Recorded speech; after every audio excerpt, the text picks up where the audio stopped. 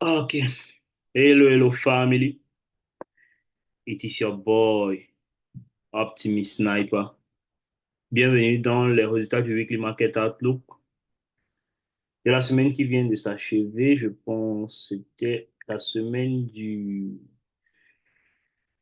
6, ouais. Semaine du 6 octobre. Nous avons le Weekly Market Outlook le 6 octobre 2024. Ok, dans notre Weekly Market Outlook, j'avais partagé ces scénarios dans le Weekly Market Outlook. La journée de lundi était ici. Je voulais voir quoi? Je voulais regarder deux scénarios. Ça veut dire, je voulais voir si le premier scénario, c'était celui-ci, que le prix ouvre, il vient quelque part ici, là, en début de semaine et il dégage pour la suite de la semaine. Ce scénario montrait clairement que j'étais haussier sur le DSY. Maintenant, en parallèle, on avait un deuxième scénario qu'on pouvait regarder s'il se matérialisait de manière parfaite. C'est-à-dire, on avait un scénario où on voulait voir lundi peut-être venir prendre le high ici puisqu'on était dans cette taube-ci et couler peut-être pour la suite de la semaine d'avant. Ça, c'était un scénario en back-office en contre-tendance, mais il n'était pas prioritaire.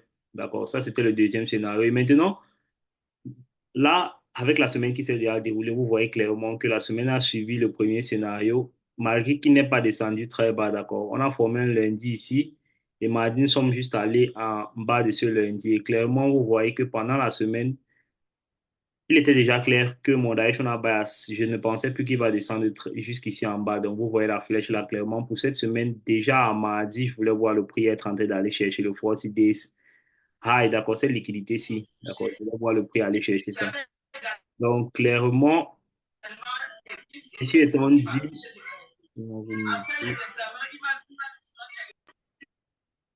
ceci étant dit pour la semaine, comment est-ce que j'ai agi? Pourquoi j'ai agi ici là pour la semaine? Pourquoi je n'ai pas attendu jusque le prix vienne ici en bas? C'est juste parce qu'en weekly time frame, il était possible que le prix ne retrace pas trop, d'accord? Si vous regardez là, ici, en weekly time frame, vous allez voir en weekly time frame, ici, on a un inverted fair value gap. Ça veut dire une sell side imbalance buy side inefficiency que le prix avait violé carrément à la clôture de cette bougie-ci, d'accord? On avait ce fair value gap-ci qui était devenu une zone de support pour le prix. Donc, vous voyez à peine là, le prix a testé ça à peine.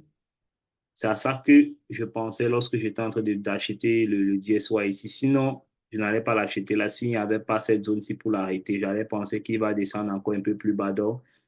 Lorsque j'ai vu mardi former un fair value gap en daily time frame, j'ai su qu'il était possible que le prix pouvait juste venir créer un low of the week en prenant la liquidité de lundi, mardi, à London Session. Le prix a créé son low, il a dégagé pour la suite de la semaine. OK. Comment est-ce que j'ai implémenté ça dans les paires de devises que je traite? Vous allez voir là sur l'euro USD, clairement, sur l'euro USD, qu'est-ce que j'ai fait pour la semaine sur l'euro USD? Allons-y rapidement. Qu'est-ce que mon directional bias a donné comme exécution pour cette semaine? Ah, sur l'euro USD, clairement, en début de semaine, nous étions ici. D'accord, nous étions ici. Ici, nous allons dans le graphique de l'euro USD avec lequel j'analyse la paire euro USD. Vous verrez là qu'on avait deux scénarios pour la semaine. Mais carrément, pour la semaine, je l'ai update, d'accord? Vous voyez là que carrément à mardi, mais mardi déjà, on voulait clairement voir le USD descendre. On ne pensait plus trop qu'il va monter, d'accord? Il y avait encore la possibilité mardi de former le high of the week mercredi, mais clairement, on voit les deux scénarios de fin de semaine avec lesquels on a travaillé. Et vous voyez là, clairement, dans le weekly market outlook, c'est pareil sur l'euro USD. On voulait voir un scénario où le prix essaye de venir ici en haut, d'accord? Et descendre pour la suite de la semaine. On voulait voir ce scénario-ci dans le weekly market outlook. Ou à défaut, on voulait avoir un scénario où le prix pouvait ouvrir en début de semaine et il vient de prendre le equal low aussi, d'accord, la liquidité qu'il a laissée là, il pouvait faire ceci. C'était un scénario en back-office en contre-tendance qu'on devait aussi suivre avec de faibles probabilités. Ok, clairement, vous voyez là que le premier scénario était valide. Donc, on a suivi ce premier scénario avec la formation du high lundi, mardi, d'accord, du high of the week. Une fois que lundi a formé cette journée-ci, comme ça, on avait un fair value gap ici. D'accord? On a un fair value gap plus le round number, ce niveau de résistance psychologique. D'accord? Un 10 000. D'accord? Donc, clairement, le prix est venu former son high là, proche de ça et a coulé pour la suite de la semaine. Ça m'a permis d'anticiper la formation du high mardi, d'où on a exécuté mardi à London Session avec un trade. Mardi à London Session, qu'est-ce qu'on a fait? Je vous viens clairement dans le graphique avec lequel on travaille. Mardi à London Session, mardi à London Session, venons en 15 minutes. Mardi, la journée de mardi, qu'est-ce qu'on a fait? La journée de mardi. La journée de mardi, clairement, voici la journée de mardi, clairement. Clairement, la journée de mardi, ici, là, une fois que le prix consolidait comme ça, le prix était en consolidation, on a eu l'ouverture de mardi ici. Le prix est allé là plus haut. Je voulais le voir venir ici sur un 11 000, un 10 000, d'accord.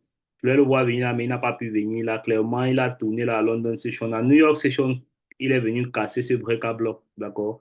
Une fois qu'on a cassé ce break à bloc à New York, on a d'abord testé, d'accord. On a laissé là, on a créé un equal low. Une fois qu'on a cassé ce break à bloc comme ça, là, clairement, j'ai su qu'à ce moment-là, on est en train de viser les CSA liquidity avec des confirmations du DSY à l'instant, à, à la même minute que je ne vais pas détailler tout ici là. Ça m'a permis de prendre une entrée ici là en sell. J'avais une position ici en sell. On a entré là. Notre prix d'entrée était à 1,09 825. On avait un sell limite là. Le sell limite a été activé. Et c'est ce sell limite qu'on a laissé couler jusqu'en fin de semaine. Carrément, j'ai eu à prendre mon profit quelque part ici, jeudi. D'accord. À New York Session après la news là, j'attendais la news, la sortie de la news, si on pouvait avoir un dégagement, un élargissement du range, mais ça n'a pas été le cas, d'accord. Donc, clairement, une fois que la news a formé cette bougie, si moi je savais que soit le lot de la semaine va déjà être formé, soit le prix va venir au meilleur des cas prendre le lot de jeudi si ça sera fini pour la semaine, d'accord. Clairement, c'est ce que je pensais et c'est ce que j'ai eu à partager même avec la communauté avec laquelle je traite. Donc, j'ai eu à faire ma prise de profil là, quelque part ici, exactement à cette bougie-ci. Lorsque cette bougie-ci est en train de descendre comme ça, j'ai eu à faire ma prise de profil là. Ce qui m'a permis d'avoir un trade avec 1 sur 4 RR, si je ne me trompe pas. Ouais, c'est ça exactement. 1 sur 4, quelque chose.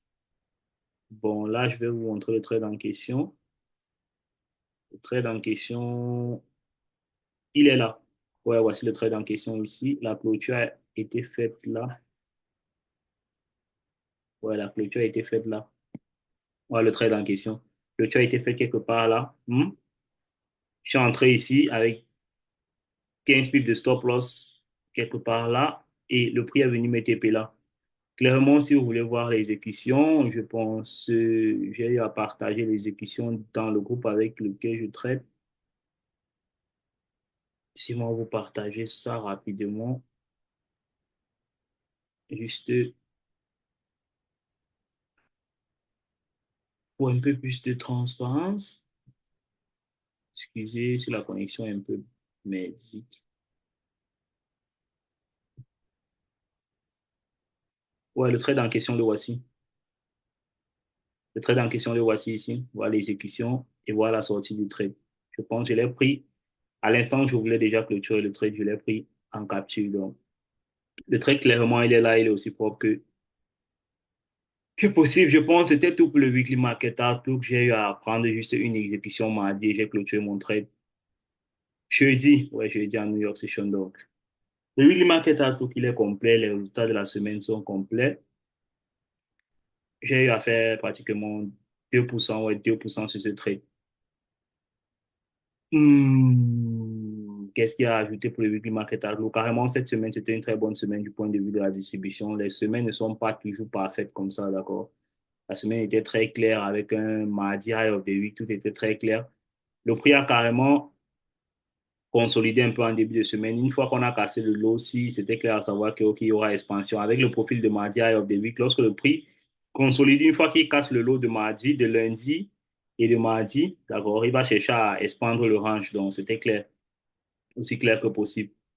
OK, les résultats du weekly market outlook, comme je viens de vous dire, étaient positifs. On termine la semaine en positif avec plus de 2%.